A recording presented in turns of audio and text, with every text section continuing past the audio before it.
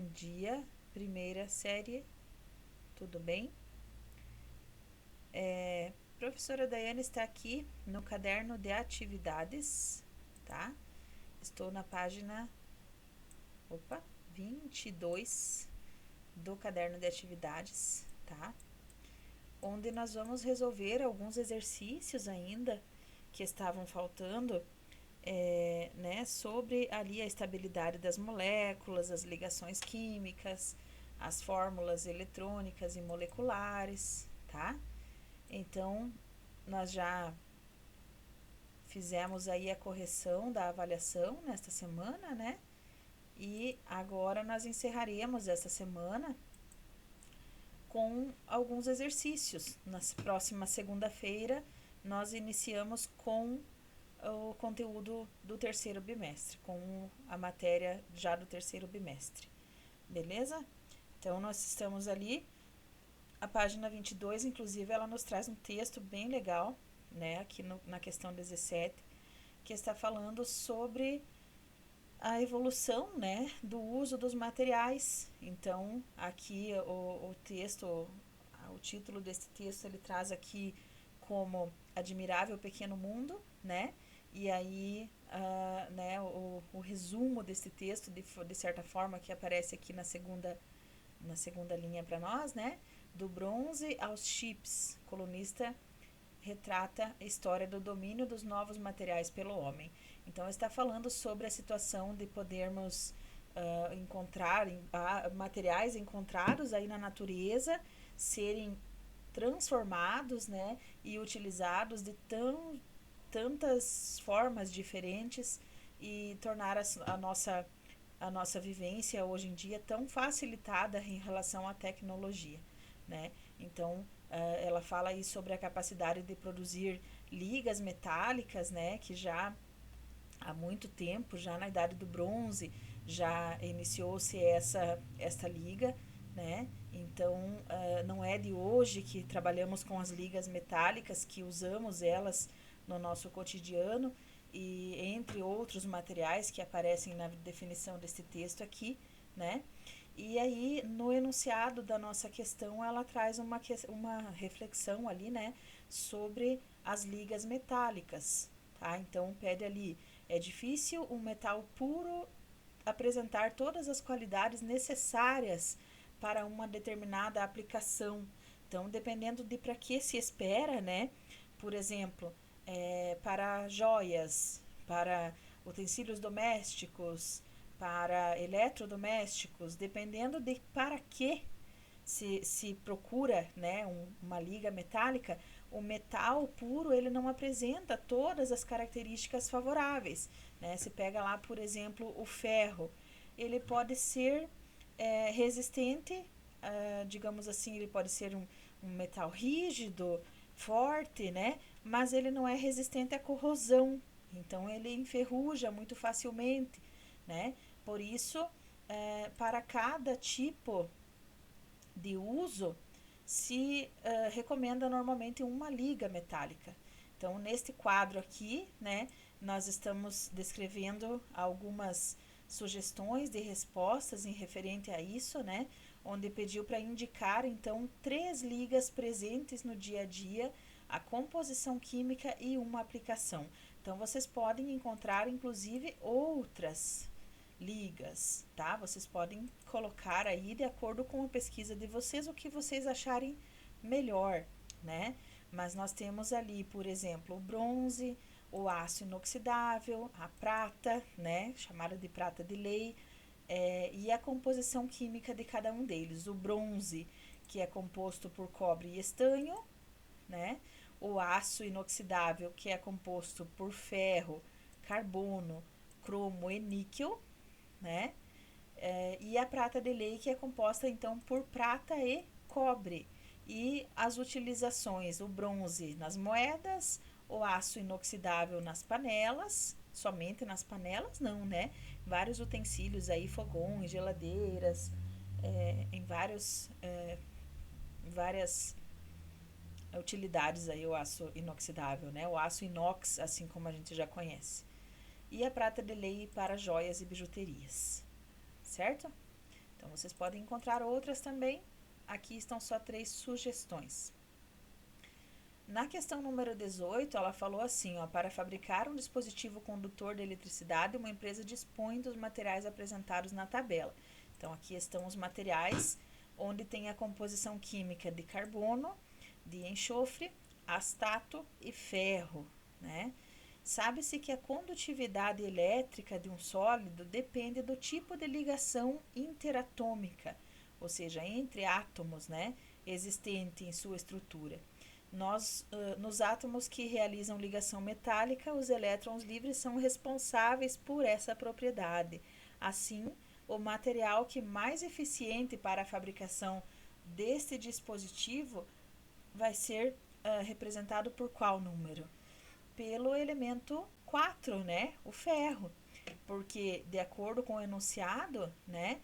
Os sólidos com ligação metálica são os condutores que são os elementos com maior facilidade de conduzir a energia elétrica. Então, nesse caso, o ferro é o que vai ter maior facilidade para isso. Como eles buscam um dispositivo condutor de eletricidade, né? Então, entre essas opções, o ferro seria o melhor. Certo? Na questão número 4, está mostrando aqui 3 substâncias, X, Y e Z, e se elas conduzem eletricidade, conduzem corrente elétrica no estado sólido e quando diluídas, quando em solução aquosa, né? Então, a substância X conduz tanto em estado sólido quanto em estado líquido, a Y somente quando em solução aquosa, somente quando diluída em água, e a Z não conduz nem no estado sólido e nem no estado líquido. Né? Aí pede assim, como se poderia classificar como substâncias iônicas? Quais delas se pode classificar como substância iônica, formada por ligação iônica, né? A Y somente, porque a característica de conduzir corrente elétrica em estado de líquido, né, dissolvido em água, é para as substâncias iônicas, certo? Então, por isso que somente a Y que está de acordo, né? Aí até aqui do ladinho tem a explicação, né? Tem a definição ali do porquê que nós marcamos essa alternativa, tá?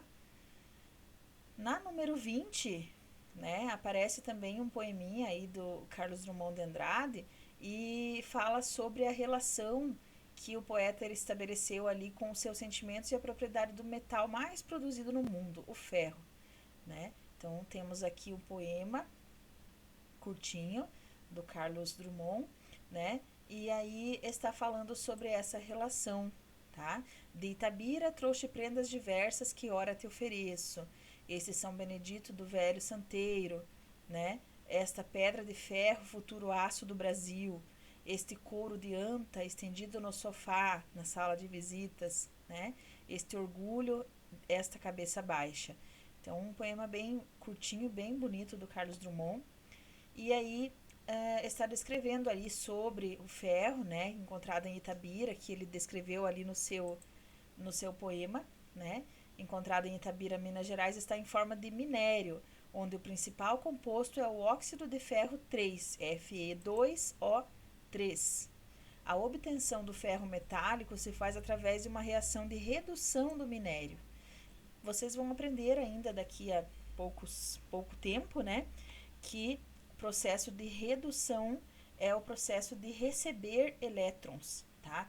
Então, quando a substância ganha, o átomo que ganha elétrons, recebe elétrons, ele passou por um processo de redução, né? Assim como aquele que perde elétrons passa por um processo de oxidação, tá? Mas isso vocês vão aprender ainda.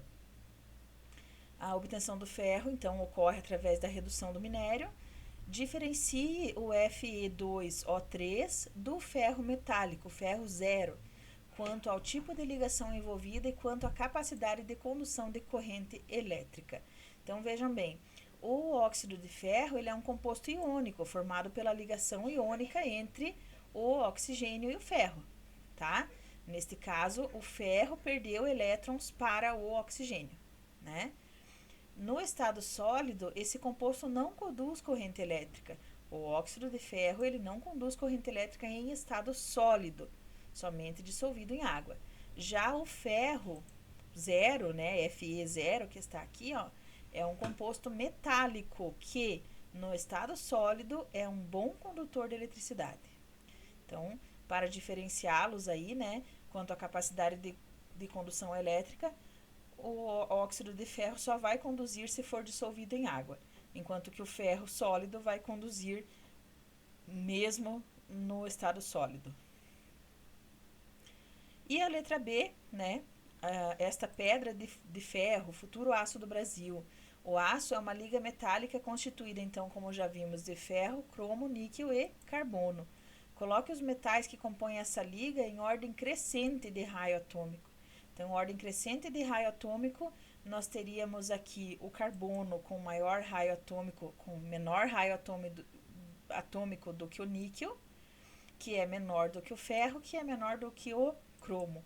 Né? Então, de todos eles aqui, quem tem o maior raio atômico é o cromo, né? Em ordem crescente, então ficou nessa sequência: carbono, níquel, ferro e cromo, ok? Aí na sequência, nós temos ainda alguns exercícios. Deixa eu dar uma olhadinha aqui.